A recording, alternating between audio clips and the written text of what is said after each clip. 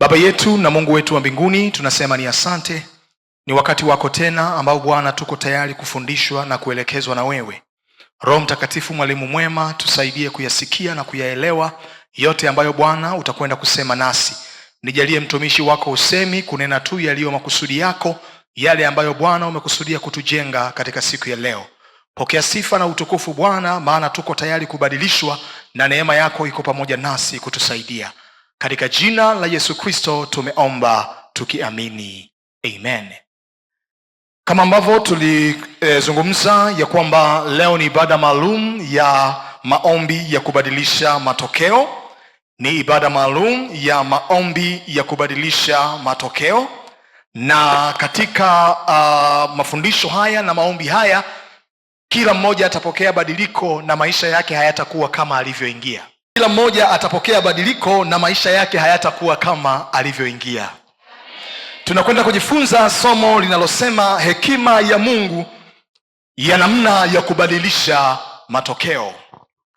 Hekima ya Mungu ya namna ya kubadilisha matokeo. Hekima ya Mungu ya namna ya kubadilisha matokeo. Jambo la kwanza ambalo natamani kila mmoja kufahamu ni hili. Ni mapenzi na shauku ya Mungu kuona maisha yetu yanapokea badiliko siku kwa siku na tunafurahia matokeo tunayoyapata. Ni mapenzi ya Mungu na shauku ya Mungu kuona maisha yetu yanapokea badiliko siku kwa siku na tunayafurahia matokeo tunayoyapata.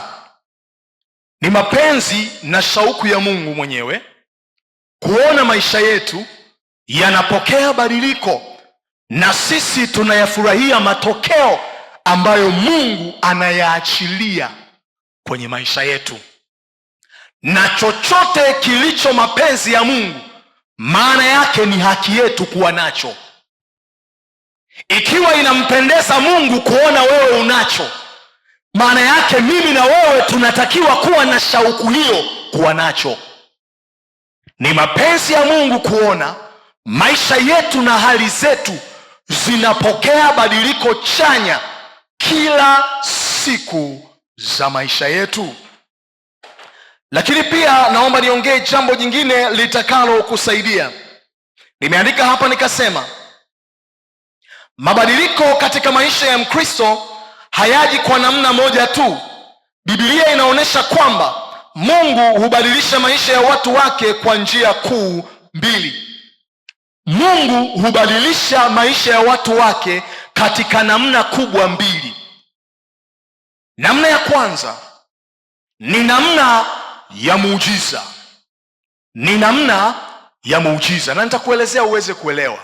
Tumeona ya kwamba ni shauku ya Mungu kuona mabadiliko chanya yanatokea kwenye maisha yetu. Lakini pia kuwa ni shauku ya Mungu ni lazima yawe ni shauku yetu. Na Mungu anapotaka kubadilisha maisha ya mtu, ana namna kubwa mbili ambazo anaweza akazifanya. Namna ya kwanza ni namna ya muujiza. Namna hii ni namna ambayo Wakristo wengi mnaipenda. Watu wengi mnatamani kuona asubuhi moja umeamka na jana yako imekuwa tofauti na leo yako. Si ni kweli eh? Si ni kweli eh?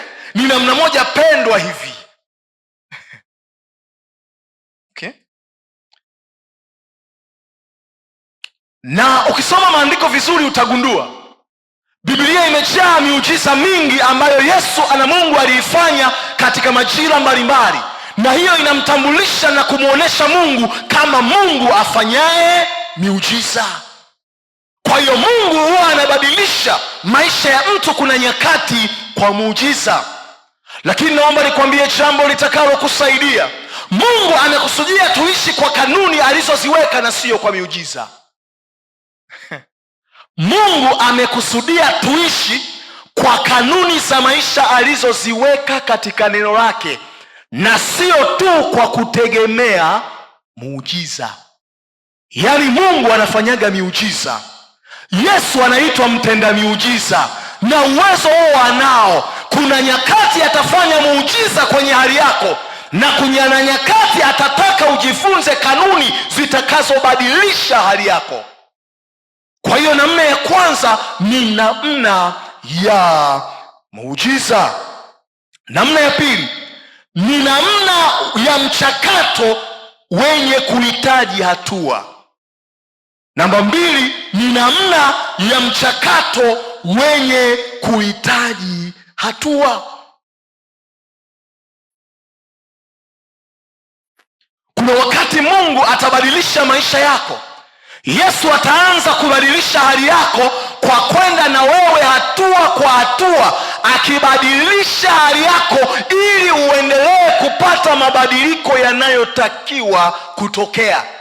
Kwa hiyo ni vizuri Mungu akifanya muujiza kwenye hali yako, lakini pia ni vizuri kuamua kwenda na Mungu kwa hatua ili kumpa nafasi ya kukubadilisha, ili kubadilisha hali yako. Kufahamu ukweli huo utakusaidia sana.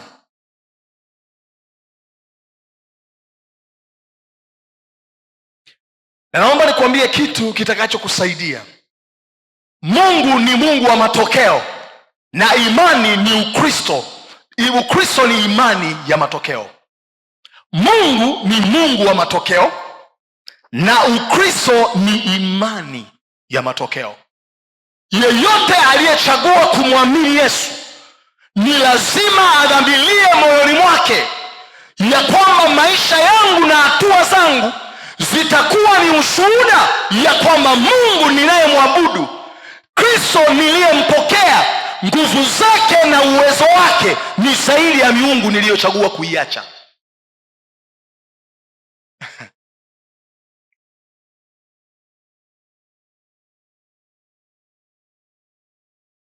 Naomba tuendelee mbele kidogo. Nakumbuka habari za Elia na manabii wa Baali.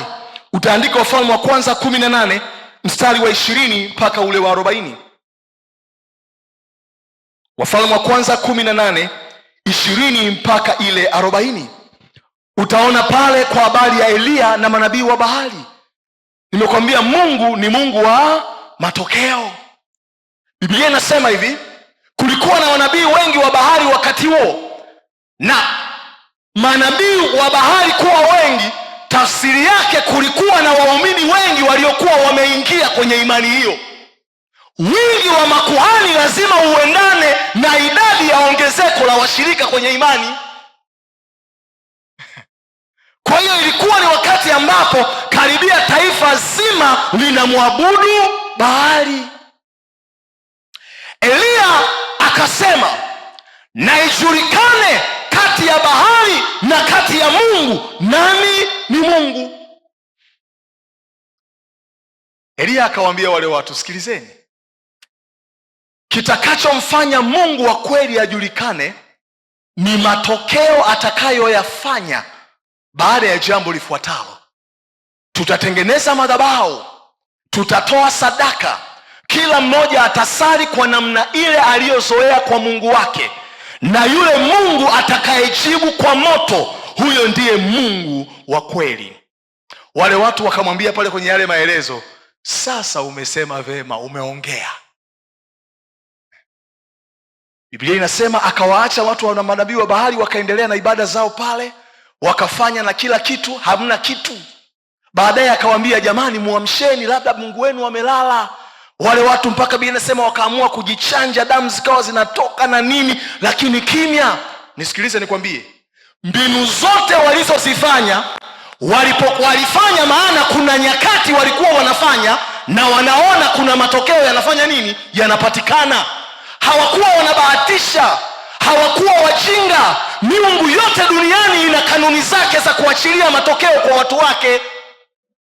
Kwa hiyo sio kwamba walikuwa wanajaribu, walikuwa wanaelewa, wameshawahi kufanya hizo namna na wakaona Baali anafanya. Lakini Mungu akasema, ili ijulikane kwamba mimi ni Mungu wa matokeo, nitahakikisha mbinu na namna zote ambazo mmekuwa mnazitumia leo hazitafanya kazi. Dunia yote itajua ya kwamba mimi ndimi Mungu juu ya miungu mingine.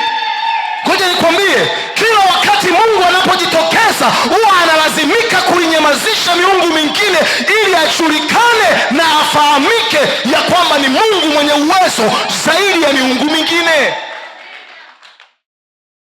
Alipokuja Elia akamwambia isiwe shida, ngoja sasa mimi nifanye madhabahu kwa namna yangu.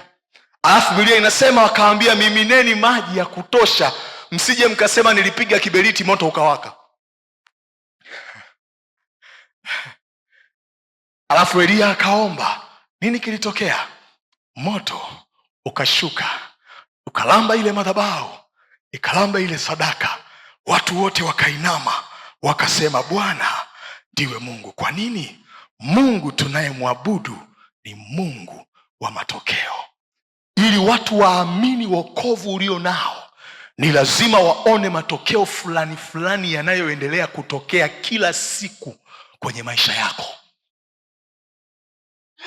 Mungu tunayemwabudu ni Mungu wa matokeo, na Ukristo ni imani ya matokeo. Na naomba nikwambie jambo jingine. Dunia inaheshimu matokeo. Dunia inaheshimu matokeo. Utaona kwenye Yohana 10 mstari wa 30 mpaka wa 41. Dunia inaheshimu pia matokeo.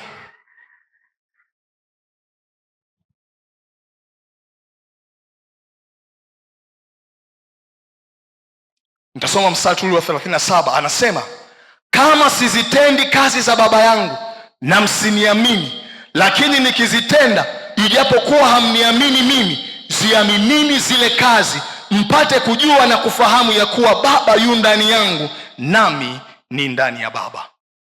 Ilikuwa ni wakati ambapo Yesu anazungumza na jamii ambayo inamtilia mashaka juu ya umasihi wake, inamtilia mashaka juu ya uhalali wake kama kweli ametoka kwa Mungu. Akawaambia, sikilizeni, ninajua inawezekana msiamini ninachokisema, lakini kama hamwezi kuniamini, basi ziaminini zile kazi. Oneni wagonjwa walioponywa, oneni wafu waliofufuliwa, oneni wamama waliokuwa tasa wakafunguliwa. Anasema, ikiwa hamwezi kuniamini mimi, ziaminini kazi, matokeo niliyoyazalisha kwenye maisha ya watu wenu, kwenye jamii yenu. Moja ya kitu kilifanya pamoja na watu kupinga huduma ya Yesu, lakini wengi walikuwa wakimfuata, ni matokeo yaliyoambatana na huduma yake. Kwa nini? Dunia inaheshimu matokeo. Watu wanaweza kuwa na sababu zote za kukupuuza.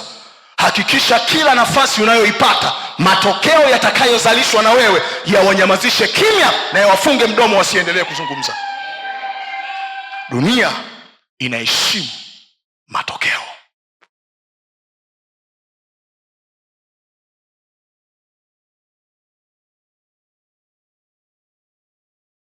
Naomba tuendelee mbele kidogo.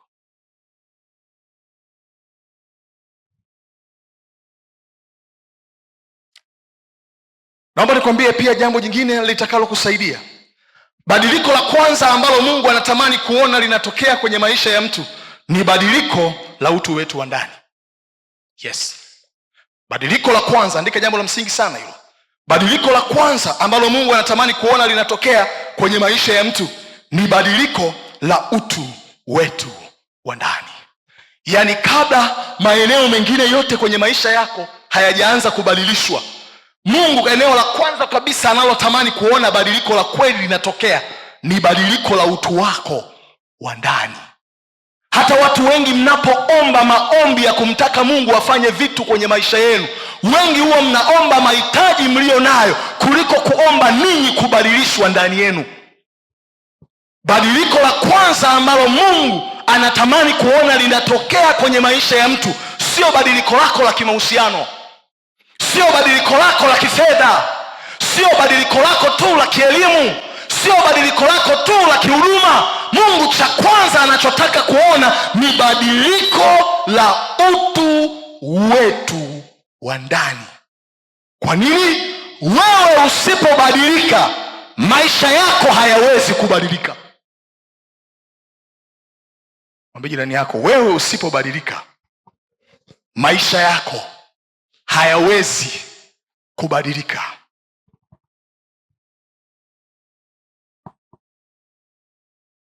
Utaona Waefeso sura ile ya 4 mstari wa 17 mpaka ule wa 32. Waefeso sura ile ya 4 mstari ule wa 17 mpaka mstari ule wa 32. Anasema hapo, nitasoma kwa kurukaruka. Basi nasema neno hili tena, nashuhudia katika Bwana, tangu sasa msienende kama mataifa waenendavyo kwa ubatili wa nia zao, ambao akili zao zimetiwa giza, nao wamefarakanishwa na uzima wa Mungu kwa sababu ya ujinga ulio ndani yao, kwa sababu ya ugumu wa moyo. Mstari wa 20. Bali ninyi sivyo mlivyojifunza Kristo, ikiwa mlimsikia mkafundishwa katika yeye, kama kweli ilivyo katika Kristo Yesu. Anaanza kusema 22, badiliko hilo. Mvue kwa habari ya mwenendo wa kwanza, utu wa zamani unaoharibika kwa kuzifuata tamaa za mwili zenye kudanganya, na mfanywe wapya katika roho ya nia zenu. 24. Mkavae utu mpya ulioumbwa kwa namna ya Mungu katika haki na utakatifu wa kweli. 25. Basi uvueni uongo, mkaseme kweli kila mtu na jirani yake, kwa maana tu viungo, kila mmoja kiungo cha mwenzake. 26. Mwe na hasira ila msitende dhambi, jua lisichwe na uchungu wenu bado haujawatoka. 27. Wala msimpe ibilisi nafasi. 28. Mwibaji asiibe tena, bali afadhali afanye juhudi akitenda kazi iliyo nzuri kwa ajili ya kwa mikono yake mwenyewe, apate kuwa na kitu cha kumgawia mhitaji. 29. Neno lolote lililo ovu lisitoke vinywani mwenu, bali lililo jema na la kumfaa mwenye kuhitaji, ili liwape neema wanaowasikia. Anaendelea kueleza hapo vitu vingi vingi, anaweka hapo. Unaona namna ambavyo Mtume Paulo analiandikia kanisa la Efeso. Anawaonesha ya kwamba Ukristo ni maisha ya badiliko. Kabla Mungu hajaanza kubadilisha uchumi wako, kabla Mungu hajaanza kubadilisha mahusiano yako, kabla Mungu hajaanza kubadilisha chochote ambacho kimekuchosha na unatamani kuona badiliko la kwanza ambao anatamani kuliona ni ndani yako, ni badiliko la utu wako wa ndani. Wewe wa sasa uwe tofauti na yule aliyekuwa kabla hajaokoka. Ni jambo la huzuni katika siku tulizo nazo kuwa na watu wanaojiita wameokoka, lakini wanaishi maisha ya zamani ya watu ambao hawajaokoka. Mwambie mwenzako, ni huzuni. Ni huzuni. Tumekuwa na Wakristo wapumbavu sana, watu ambao wanaita viumbe vipya lakini vina utu wa kale. Badiliko la kwanza ambalo Mungu anatamani kulifanya kwenye maisha yako ni badiliko la utu wako wa ndani. Anawaelezea hapa ya kwamba ninyi mmekuwa viumbe vipya katika Kristo, msienende kama mataifa waenendavyo. Unajua, ni jambo la aibu kuona mambo wanayoyafanya watu ambao hawajaokoka yanafanyika kanisani, kiasi ambacho leo watu waliookoka na ambao hawajaokoka wote wanajiona kama wanafanana tu. Unajua, ndio maana leo wokovu unaonekana ni kama kitu cha kawaida na kila mtu anakwambia ameokoka. Kwa nini? Hakuna mstari unaochora utofauti kati ya waliomwamini na ambao hawajamwamini. Kitu kibaya sana. Mnamdhalilisha Yesu, mnautukanisha wokovu. Badiliko la kwanza, na hata kwenye maombi yako ya leo naomba, kabla hujashughulikia maeneo mengine, badiliko la kwanza, omba Mungu abadilishe utu wako wa ndani, uwe tofauti na yule aliyekuwa zamani kabla hajaokoka. Kabla hujaokoka ulikuwa mzinzi, umeokoka mzinzi, pumbavu wewe. Kabla hujaokoka ulikuwa unadanganya, umeokoka bado muongo wewe. Kabla hujaokoka ulikuwa na wivu, umeokoka bado una wivu tu. Badiliko liko wapi? Shauku ya kwanza ya Mungu ya badiliko kwenye maisha ya mtu ni kuona wewe unafanya nini? Unabadilika. Jambo la msingi sana, muhimu sana. Tunaenda pamoja Bwana asifiwe. Hata ukisema amen kidogo, mimi wala hata inisumbui. Kwenye kweli nitaisema kama ilivyo. Haleluya. Hilo ndilo neno la Bwana. Asante sana. Naomba uandike pia jambo jingine litakalo kusaidia. Hatuwezi kutamani kuona badiliko kwa kushughulika na matokeo badala ya chanzo kinachosababisha mambo kutokea namna yanavyotokea. Narudia tena kwa taratibu. Hatuwezi kuona badiliko Hatuwezi kuona badiliko kwa kushughulika na matokeo tunayoyaona. Hatuwezi kuona badiliko kwa kushughulika na matokeo tunayoyaona, badala ya chanzo kinachosababisha mambo kutokea namna yanavyotokea. Hatuwezi kutamani kuona badiliko kwa kushughulika na matokeo badala ya chanzo kinachosababisha mambo kutokea katika namna yanavyotokea. Watu wengi wanawataka kuwekeza nguvu kubwa kwenye kushughulikia matokeo wanayoyaona bila kwenda kushughulikia chanzo kinachosababisha hali iliyopo kuwa vile ilivyo. Utaona kwenye Mathayo 12 mstari wa 33 mpaka 35 ina kitu pale cha kutusaidia. Mathayo 12 mstari wa 33 mpaka mstari ule wa 35. Anasema, ufanyeni mti kuwa mzuri na matunda yake kuwa mazuri. Ufanyeni mti kuwa mabaya na matunda yake mabaya, kwa maana kwa matunda yake mti utambulikana. Enyi wazao wa nyoka, mnawezaje kunena mema mkiwa wabaya?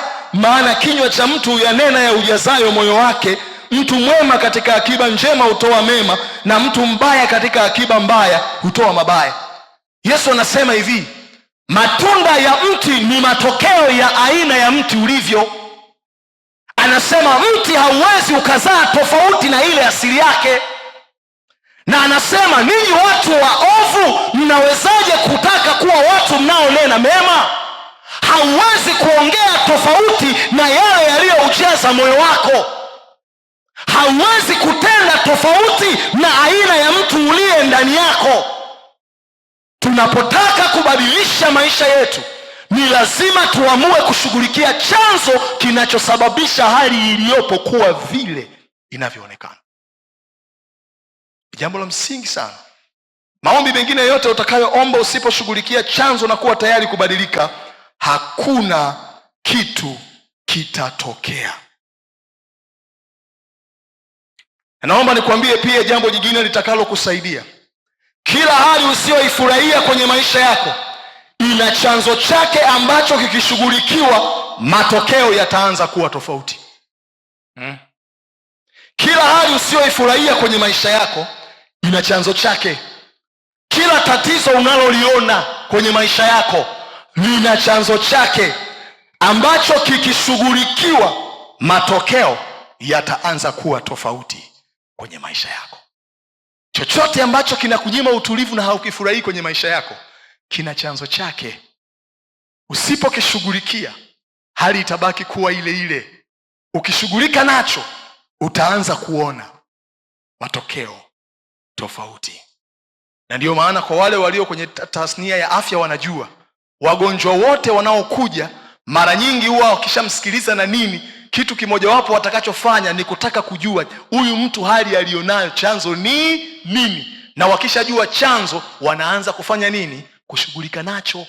Huwa hatushughuliki na matokeo tu, tunashughulika na chanzo. Ukishughulika na matokeo ni kama umeamua kutuliza tatizo kwa muda, lakini baadaye litarudi na kuwa katika hali mbaya zaidi kuliko ile ya mwanzoni. Jitafakari ni nini ambako hakiko sawa kwenye maisha yako. Maeneo gani ambayo unatamani yabadilishwe? Anza kuangalia, hivi nilivyo, chanzo ni nini? Chanzo ni nini? Chanzo ni nini? Chanzo ni nini? Ni rahisi sana kumlaumu shetani ukifikiri kuwa ni chanzo. Kuna wakati shetani anaweza kuwa ni chanzo cha changamoto ulionayo, lakini kuna nyakati hata wewe unaweza kuwa ni chanzo cha tatizo linalokusumbua. Kwa hiyo ni vizuri sana kuidentify hicho kitu, itakusaidia sana. Wafalme wa pili 2 mstari wa 19 mpaka 22. Wafalme wa pili sura ya 2 mstari wa 19 mpaka ule wa 22 nitakuonesha hapo. Wafalme wa pili sura ile ya 2 mstari ule wa 19 mpaka mstari ule wa 22. Biblia inasema, watu wa mjini wakamwambia Elisha, angalia twakusii, mahali hapa pa mji huu ni pazuri kama bwana wangu aonavyo, lakini maji yake hayafai na nchi huzaa mapooza. Elisha na pamoja na watu wake wameenda mahali, ule mji ni mzuri, ule mji wanaufurahia, lakini una changamoto moja, unazaa maji machungu, unazaa maji mapooza ambayo hayawezi kuwa na faida kwao wala kwenye shughuli zozote za kilimo ambazo wanaweza kuzifanya mahali pale. Wanamwambia Elisha, tunafanyaje? Ona Elisha alichokifanya, mstari wa 20. Akasema, nileteeni chombo kipya, mtie chumvi ndani yake. Wakamletea. Akatoka akaenda mpaka chemichemi ya maji. Mwambie mwenzako, akaenda mpaka kwenye chanzo cha maji. Unaona sasa alipokuwa anataka kuyaponya yale maji ya mji ili yawe sawa, akaamua kwenda kwenye chemichemi, kwenye chanzo halisi ambako maji yanatokea na watu wanapata maji kwenye ule mji. Okay. Anasema hivi, akatupa ile chumvi humo ndani, akasema, Bwana asema hivi, nimeyaponya maji haya, hakutatoka huko tena kufa wala kuzaa mapooza. Ameenda kwenye chanzo cha maji, anatabiri uhai, anatabiri uzima, anatabiri uponyaji. 22 anasema, hivyo yale maji yakapona hata leo, sawasawa na neno la Elisha alilolinena. Yale maji ya ile mji yakapona, yakawa safi, yakawa salama, sawasawa na neno la mtu wa Mungu Elisha. Lakini alikwenda kwenye chanzo cha maji. Naomba ukumbuke hapa, Biblia haisemi na yale maji yakapona sawasawa na chumvi aliyoenda nayo Elisha. Biblia imeignore issue ya chumvi yake hapa. Inaeleza jambo la msingi. Yale maji yakapona sawasawa na lile neno la mtu wa Mungu Elisha.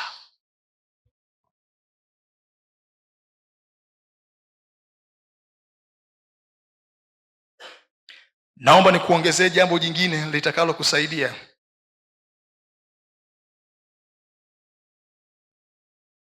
Tatizo haliwezi kumwamsha mtu kuchukua hatua ya mabadiliko mpaka limemchosha na kumnyima utulivu wa ndani. Tatizo haliwezi kumwamsha mtu kuchukua hatua ya badiliko mpaka limemchosha na kumnyima utulivu wa ndani. Nataka kusema nini?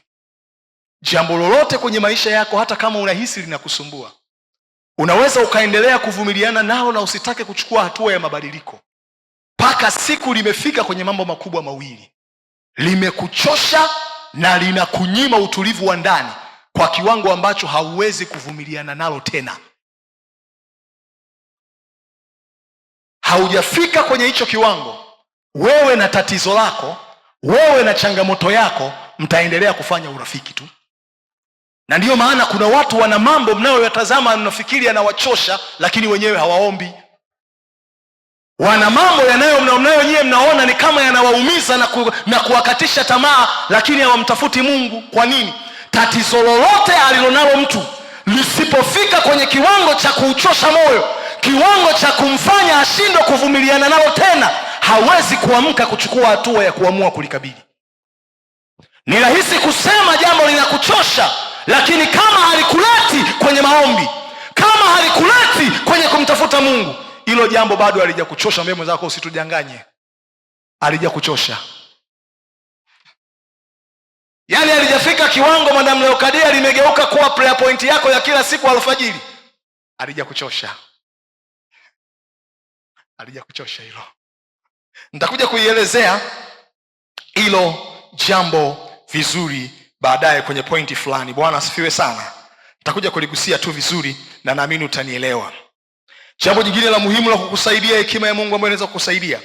Kila hali ina uwezo wa kusikia na kupokea badiliko. Kila hali ina uwezo wa kusikia. Kila hali ina uwezo wa kusikia na kupokea badiliko, Kila hali ina uwezo wa kusikia na kupokea badiliko, bila kujali imedumu muda gani au imefika katika hatua mbaya namna gani kwenye maisha ya mtu.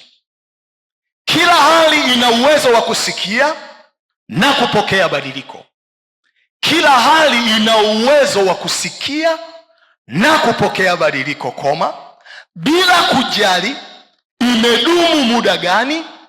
bila kujali imedumu muda gani, au imefika katika hatua mbaya namna gani, katika maisha ya mtu. Naomba nikae hapo kidogo wanangu, upate kuelewa. Kila hali ina uwezo wa kusikia na kuitikia neno la Mungu na kubadilishwa, bila kujali imekaa kwenye maisha ya mtu kwa muda gani, au imefika kwenye hali mbaya kiasi gani. Watu wengi mioyo yao huwa inainama na kufikiri kwamba hali zao haziwezi zikabadilika, wakiangalia miaka ambayo tatizo hilo limekaa, wakiangalia hatua ya uharibifu ambayo tatizo hilo limefika. Ni kweli unaweza kwenda hospitali na wakakwambia kansa ulionayo imefika kwenye steji ya mwisho sana. Pamoja na hayo na ukweli huo, lakini Mungu akiingilia kati anaweza kupindua meza juu chini na taarifa zikaja tofauti. Inawezekana. Niliwahi kuambia hapa na naomba nirudie. Imani haipingi uhalisia. Imani inauona uwezo wa Mungu wa kufanya zaidi ya ukomo wa akili za kibinadamu ulipoishia. Kila hali ina uwezo wa kusikia na kupokea badiliko, bila kujali imedumu muda gani au imefika katika hatua mbaya namna gani katika maisha ya mtu. Ona Mathayo 9:18 mpaka 19 na 23 mpaka 26. Mathayo 9:18 mpaka 19 na mstari wa 23 mpaka mstari ule wa 26. Nataka nianze kutengeneza imani ndani yako. Uziangalie zile hali ambazo hazikufurahishi kwenye maisha yako. Uangalie vile ambavyo umestruggle nazo kuhangaika na kuzibadilisha kwa muda mrefu, lakini bado mambo yanaonekana kuwa vile vile yalivyo. Niko hapa kukwambia kama sauti ya Mungu kwenye kizazi changu ya kwamba kila hali ina uwezo wa kubadilika, bila kujali muda ambao tatizo limekaa au hali mbaya imefika kwenye kiwango gani. Mathayo 9 mstari wa 18 mpaka mstari wa 19 na mstari wa 23 mpaka mstari ule wa 26. Inasema hivi kuanzia mstari wa 18. Alipokuwa akiwaambia hayo, tazama akaja jumbe mmoja akamsujudia akisema, binti yangu sasa hivi amekufa, lakini njoo uweke mkono juu yake naye ataishi. Umeona hiyo hali? Nimeona ile andiko kwanza Biblia inasema kulikuwa na ndugu mmoja, Mathayo hajamtaja jina, Luka kule na Marko wamemtaja, anaitwa Yairo, wakielezea habari yake. Yairo alipokuwa nyumbani kwake, binti yake Biblia inasema akawa amekufa, na alikuwa ni binti wa miaka 12. Injili zingine kule zinaonesha alipokuwa amekufa, taarifa ya kifo imeshathibitishwa, na nyumbani tayari taratibu za mazishi na msiba unaendelea. Ona hiyo hali. Pointi yangu ni nini? Kila hali inaweza kupokea badiliko bila kujali imekaa muda gani au imefika kwenye hali mbaya kiasi gani. Muone huyu baba, tayari msiba umetokea, msiba nyumbani unaendelea, watu wako wanalia, wanawasubiri ndugu ili waende wakazike. Lakini imani ya Yairo ikasema, ijapokuwa mtoto amekufa na msiba nyumbani unaendelea, mimi ninaamini Yesu akisema neno, mtoto anaweza kuinuka tena. See? Hali inakataa, watu tayari msiba nyumbani unaendelea, lakini yeye anasema ninaiona neema ya Mungu na uwezo wa Yesu wa kufanya jambo kwenye msiba uliotokea. Mstari wa 19. Yesu akaondoka Yesu akamfuata pamoja na wanafunzi wake. Ona mstari wa 23 sasa. 23. Yesu alipofika nyumbani kwa yule jumbe, aliona wapiga filimbi na makutano wakifanya maombolezo. Watu wameshafika, maombolezo yanaendelea msibani, watu wanalia, na ashumu kwamba yamkini hapa kulikuwa na wanawake kama wale wa mama wa Kinyakyusa wanaojua kulia na kuomboleza. Wewe umewahi kutembelea misiba ya Wanyakyusa wewe? Hata kama una huzuni ya kulia, unaweza ukajikuta unashikwa na uchungu unalia hata kama hujui aliyefiwa. Wanajua kuomboleza eti. Wanajua kuomboleza ndugu zangu. Kibona anacheka. Wanajua. Watu wakiwa msibani wanasikitika, wanaomboleza, Yesu ameenda. Mstari wa 24. Akawaambia, ondokeni, kwa maana kijana hakufa, amelala tu. Wakamcheka sana. Mwambie mwenzako wakamcheka sana. Alafu anasema 25, lakini makutano walipoondoshwa aliingia akamshika mkono yule kijana akasimama. Zikaenea habari hizi katika nchi ile yote. Mtoto akiwa amekufa, msiba nyumbani unaendelea na masikitiko. Jamaa anaona iko nafasi ya Yesu kufanya jambo. Kwa nini? Mungu ana uwezo wa kubadilisha chochote bila kujali kimefika kwenye hali gani. Andika hilo jambo moyo wako, wewe unakumbuka. Yesu ana uwezo wa kubadilisha chochote bila kujali kimefika kwenye hali gani. Usiwe ni mtu unayezuiliwa na hali. Sizuiliwe na muda. Katika hali ambayo mtoto alikuwa amekisha kufa, alipata kumpokea mtoto wake tena. Naomba nikwambie jambo jingine litakalo kusaidia. Shetani hawezi kuzuia hatua za mtu endapo amechagua kukataa taarifa mbaya ambazo adui amezileta kwenye moyo wake. Narudia tena. Shetani hawezi kuzuia hatua za mtu. Shetani hawezi kuzuia hatua za mtu endapo amechagua kukataa taarifa mbaya ambazo adui amezileta kwenye moyo wake. Yaani shetani hawezi kuzuia hatua zako ikiwa umeamua kuzikataa taarifa mbaya ambazo amezileta na kuamua kuamini neno la Mungu kwa imani. Unadhani kwamba hakuna watu waliomzuia Yairo? Unadhani hakuna watu waliomwambia hilo jambo haliwezekani? Lakini ndani ya moyo wake aliamini ya kwamba haijalishi hali imefika kuwa mbaya kiasi gani, bado iko nafasi ya Yesu kufanya jambo kubadilisha hali ya mtoto.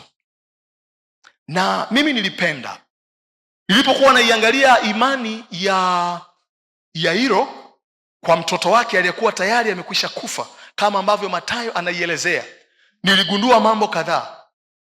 Jambo la kwanza, imani ya Yairo ndiyo imani iliyokuwa ndani ya Ibrahimu.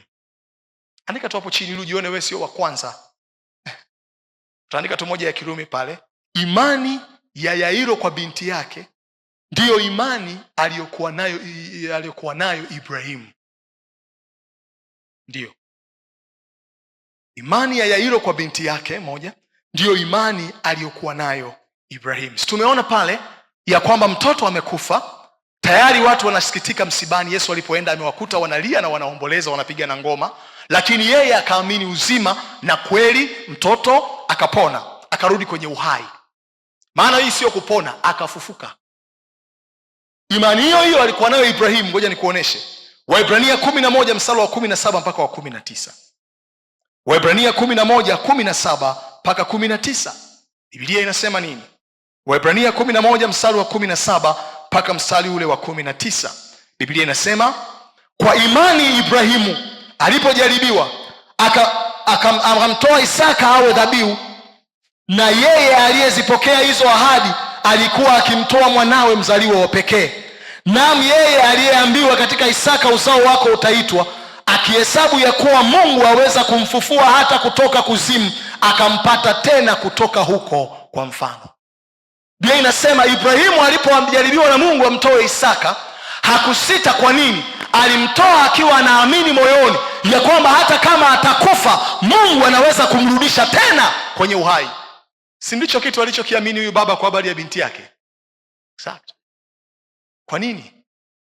Mungu anaweza kusababisha badiliko lolote katika maisha ya mtu bila kujali tatizo limekaa kwa muda mrefu kiasi gani au jambo limefika kwenye hatua ngumu namna gani.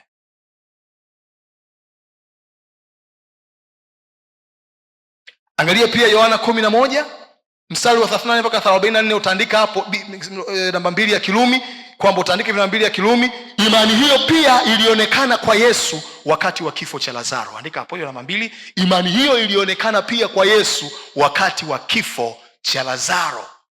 Imani ya huyu bwana aliyotuonesha kumbe hata Ibrahimu aliyokuwa nayo ilimpa matokeo. Imani hiyo hiyo ilionekana kwa Yesu wakati wa kifo cha Lazaro. Alafu nitakutajia hilo andiko. Imani hii ilionekana kwa Yesu wakati wa kifo cha Lazaro. Yohana 11:38 mpaka 44. Yohana 11:38 mpaka mstari ule wa 44.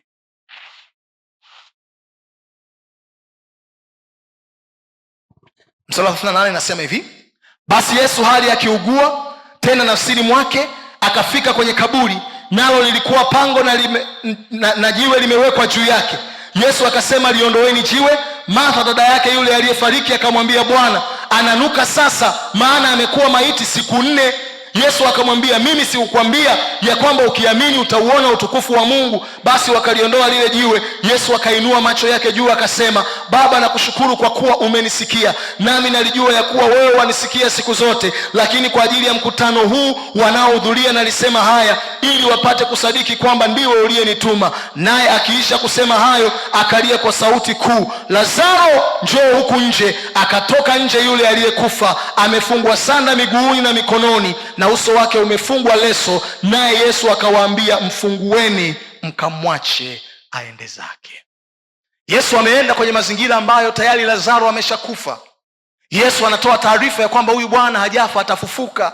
Amefika kaburini, anamwambia dada yake, liondoeni jiwe. Anamwambia, Bwana, tulishakwambia ya kwamba huyu mtu amekufa na ameshazikwa, ni siku ya 4. Yesu anaamini ya kwamba Mungu ana uwezo wa kufanya jambo kubwa bila kujali kiwango cha tatizo limefika kuwa kubwa kiwango gani. Niko hapa kukwambia, chochote ambacho kimeharibika kwenye maisha yako, ambacho umehangaika nacho kwa muda mrefu, kimebaki kwenye hali moja, tukiomba leo kinaweza kubadilika na kikapokea matokeo tofauti na yale ambayo ulikuwa nayo. Iko hivyo. Biblia inasema imani hiyo aliyokuwa nayo, akaomba akafufuka. Namba 3 ya Kirumi pale ndani, imani hiyo pia ilionekana kwa mwanamke aliyetokwa na damu muda wa miaka 12. Imani hiyo pia ilionekana kwa mwanamke aliyetokwa na damu muda wa miaka 12. Jamani, kama watu wote hawa walikuwa na imani hiyo katika hali ngumu na mbaya, lakini bado waliamini nguvu ya Mungu kuachilia badiliko, hatuna sababu ya kukata tamaa na kushindwa kumwamini Mungu. Imani hiyo pia ilionekana kwa mwanamke aliyetokwa na damu muda wa miaka 12. Yaani Ibrahimu aweze, Yesu kwa Lazaro aweze, wewe ni nani ushindwe? Luka 8:41 mpaka 48. 41 mpaka 48. Luka 8:41 mpaka 48, utaona habari ya mwanamke huyu ambayo wengi tunaifahamu. Biblia inasema alitokwa na damu muda wa miaka 12. Tatizo lake lilimfanya fedha na mali alizokuwa nazo, anaeleza hapo, alizitumia zote kwa ajili ya matibabu lakini ya kupona. Na hiyo ni kawaida. Inapokuja kwenye swala la uhai, mtu huwa yuko tayari kutoa kila alicho nacho ili kuokoa maisha yake. Lakini haikumpa matokeo. Nilimpenda sana huyu mwanamke. Pamoja na kwamba alipoteza vyote, lakini hakupoteza imani ya Mungu kwa habari ya uponyaji wake. Mwambie jirani yako, unaweza kupoteza vyote, lakini usipoteze imani. Mwambie tena, unaweza kupoteza vyote, lakini usipoteze imani. Kila siku wanangu nimekuwa nawaambia hapa, naomba nirudie tena.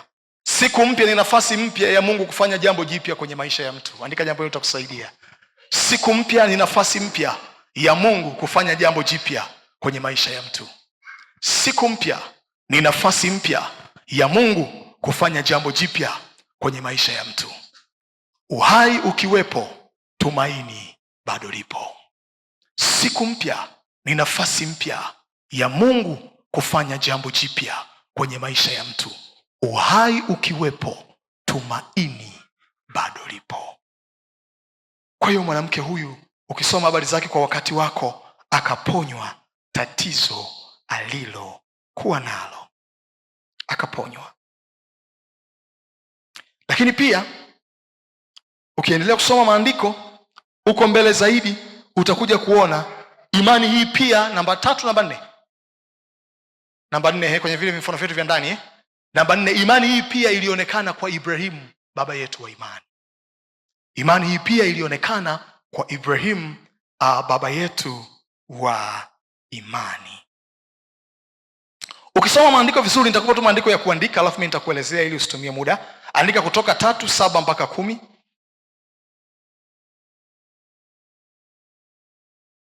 Kutoka 3:7 mpaka 10.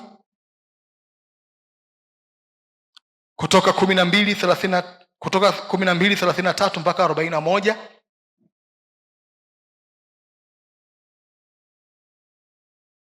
Alafu nitakuelezea kwa nini nimekupa hayo maandiko.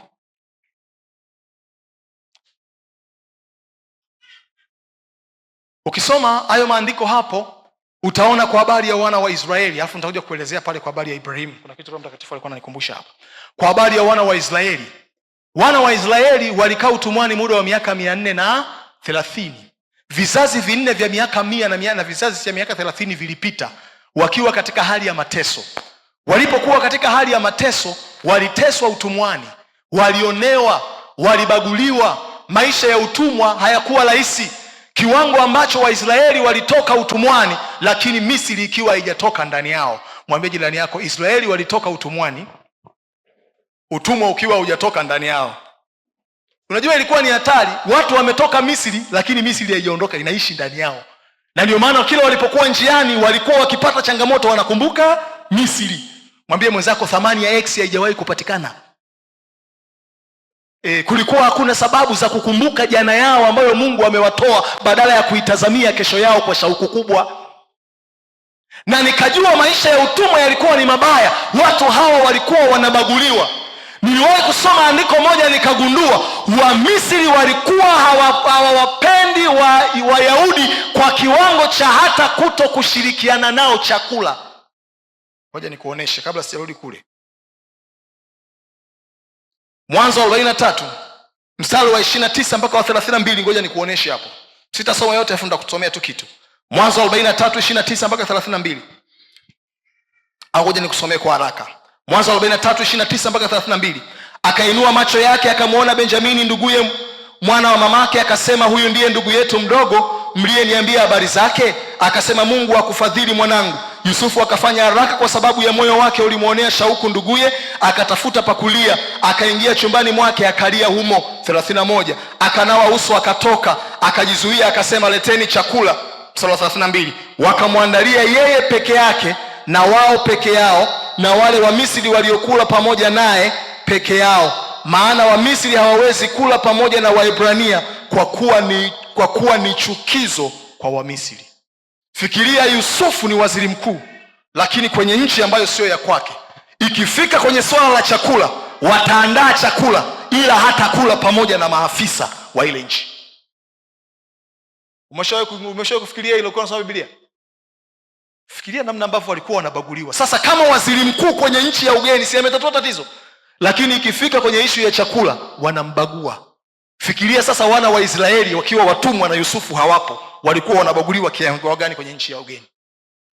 Walikaa 430, lakini muda ulipofika wa Mungu kuwatoa, alibadilisha maisha yao, akawatoa utumwani na kuwapeleka kwenye nchi ya ahadi yao. Nilitaka nikugusia habari ya wana wa Israeli na utumwa wao, ili uone miaka 430 ya tatizo lao ilimfanya Mungu siku moja akaenda kuingilia hali yao na akabadilisha historia yao.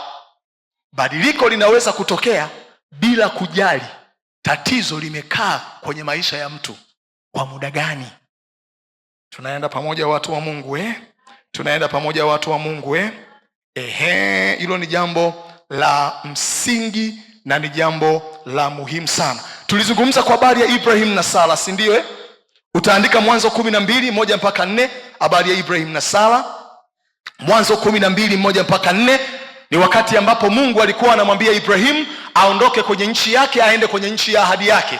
Na Ibrahim wakati anaondoka hapo, Biblia inasema alikuwa na umri wa miaka 75. Shika hilo neno, Biblia inataja alikuwa na umri wa miaka 75. Maisha yakaendelea. Angalia Mwanzo 21. Utaandika Mwanzo 21:1 mpaka 7. Mwanzo 21:1-7, Biblia inasema Ibrahimu akiwa na umri wa miaka 100, ndipo Sara anapata ujauzito, wakati Sara akiwa na umri wa miaka 90. Yaani najaribu kusoma haya maandiko alafu huwa ninafikiri ilikuwaje wakati Sara alipokuwa anaenda kliniki kwenye umri wa miaka 90 akiwa na ujauzito wake. Dr. Pray.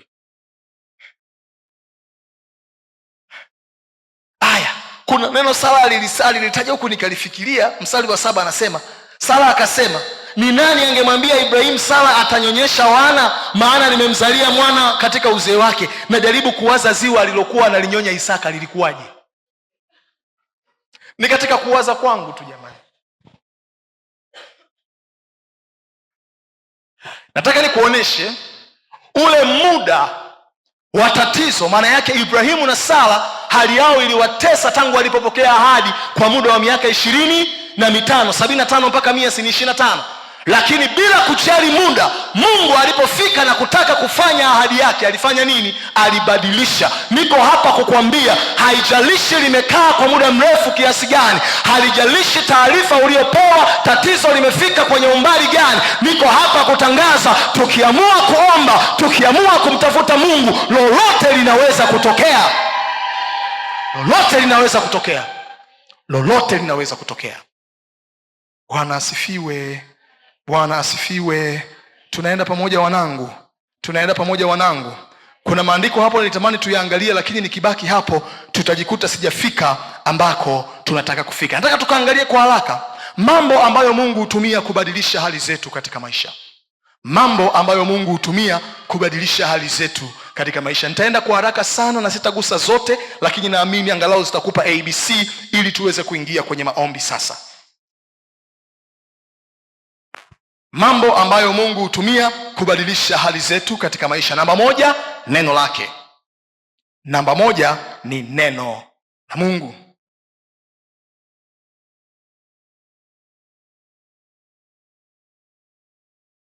Neno la Mungu linapoletwa kwenye maisha yetu huwa haliletwi kama taarifa tu. Linaletwa kama nguvu yenye uwezo wa kubadilisha hali zetu kwenye maisha. Narudia tena. Neno la Mungu linapokuja kwenye maisha ya mtu huwa haliji kama taarifa tu. Linakuja likiwa kama nguvu yenye uwezo wa kubadilisha hali ya mtu. Neno la Mungu linapokuja kwenye maisha yako huwa haliji kama taarifa tu. Linakuja likiwa na nguvu ama uwezo wa kubadilisha maisha yako.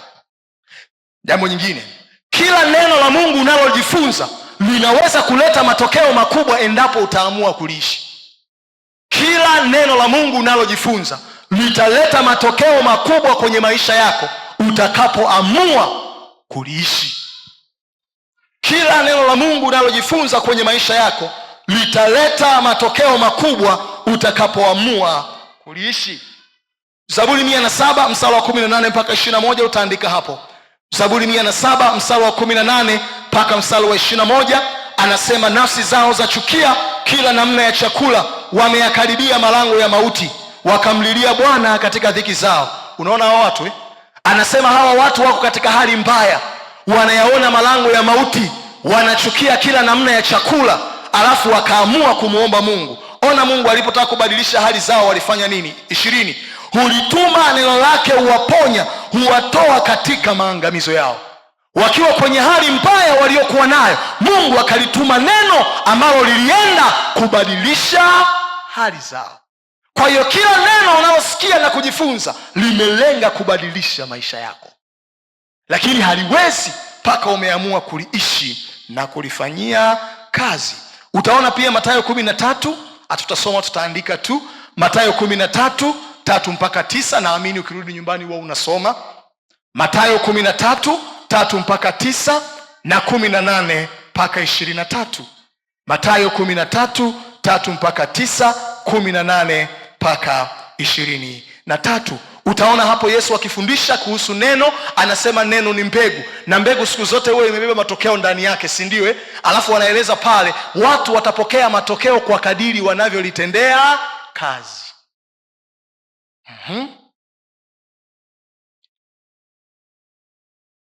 Ningeweza kukupa mifano mingi hapo, lakini naomba niiache kwanza. Ibada inayokuja Nitarudia tena pale kwa ufafanuzi zaidi. Tuende kuangalia jambo jingine la pili ambalo linaweza kubadilisha hali ya mtu. Namba 2 ni maisha ya maombi. Maisha ya maombi. Maisha ya maombi. Naomba ufahamu jambo hili wanangu, ambalo nimekuwa nawasisitiza na naomba nirudie. Maombi huwa hayamjulishi Mungu mahitaji yetu tu. Maombi huwa hayamjulishi Mungu mahitaji yetu tu, ila maombi huwa yanamuonesha Mungu pia waliomaanisha kusaidiwa naye. Ndilo jambo unakumbuka. Maombi huwa hayamuonyeshi Mungu, hayamjulishi Mungu tu mahitaji yetu, bali pia humuonesha watu waliomaanisha kusaidiwa naye.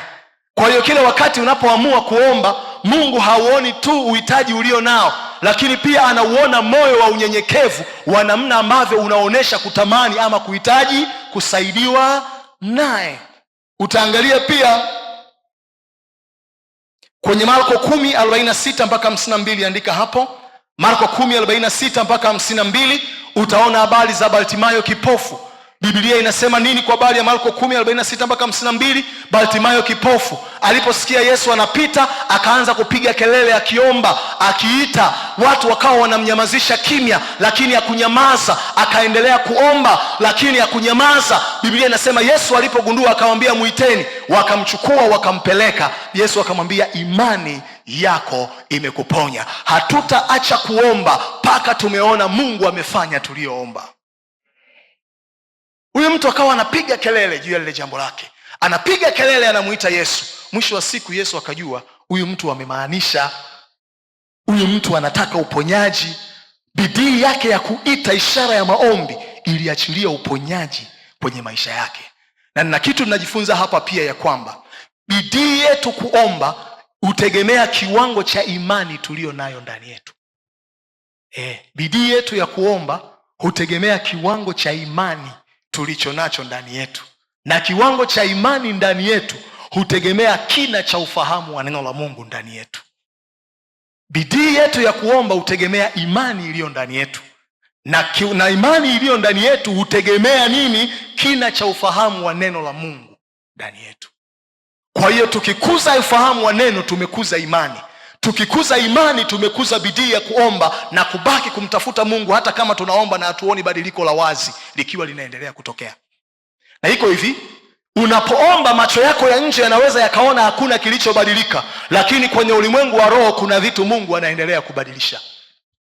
Yeriko walipokuwa wanauzunguka ulikuwa ni kama mpaka siku ya 6 haujaanguka, lakini siku ya 7 ulianguka, sio kwa sababu ya siku ya 7. Kila walipokuwa wanazunguka na kufanya kama Mungu alivyowaambia, Bwana alikuwa anazilegeza kuta na kuziandaa kuwa tayari kwa ajili ya anguko lake. Kanuni za kiroho hizo ni muhimu sana kuzifahamu, namna zinavyofanya kazi. Bwana asifiwe. Ningeweza kupa maandiko mengi sana hapo, lakini naomba nitoke nikuongezee jambo jingine. Angalia mtu mwingine, Mambo ya Nyakati wa Kwanza 4:9 mpaka 10, naye tutasoma ila tutasoma habari zake. Mambo ya Nyakati wa Kwanza 4:9 mpaka 10, utamwona mtu mmoja anaitwa Yabesi, alichoshwa na huzuni yake. Mambo ya Nyakati wa Kwanza 4:9 mpaka 10, Yabesi alichoshwa na huzuni yake, akaamua kumtafuta Bwana, na alipokuamua kuomba, Mungu akabadilisha hali yake, akapanua mipaka yake. Utaangalia pia Mwanzo 25:20 mpaka 21, ili lazima nikusomee hili. Mwanzo 25:20 mpaka 21. Mwanzo 25:20 mpaka 21, Biblia inasema Isaka akawa mwenye miaka 40 alipomtoa Rebeka binti Bethueli Mshami wa Padani Aramu, ndugu wa Labani Mshami, kuwa mke wake. 21 ndio nautaka sana. Isaka akamuomba Bwana kwa ajili ya mke wake, maana alikuwa tasa, naye Bwana akamuitikia, na Rebeka mkewe akachukua mimba. Biblia inasema Isaka alimuoa Rebeka, lakini kwa miaka mingi hawakupata mtoto. Alipotaka kubadilisha matokeo, aliamua kuwa serious kwenye eneo la maombi. Hata kama alikuwa ni mtu wa agano, Mungu alimsubiri aombe, ndipo Bwana aanze kushughulika. Chochote ambacho hakijatokea kwenye maisha yako na una shauku ya kutaka siku moja kukiona, lazima kikulete kwenye maisha ya maombi. Tutaendelea kuomba mpaka tutakapomuona Bwana ametutokea na kufanya kwenye maisha yetu.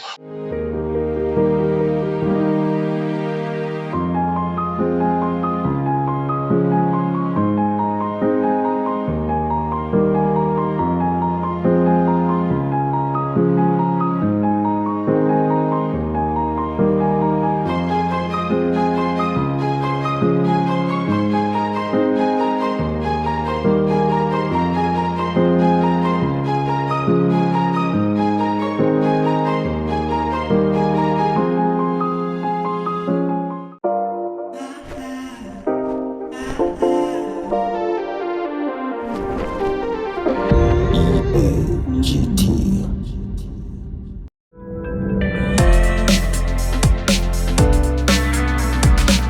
Sibuka TV.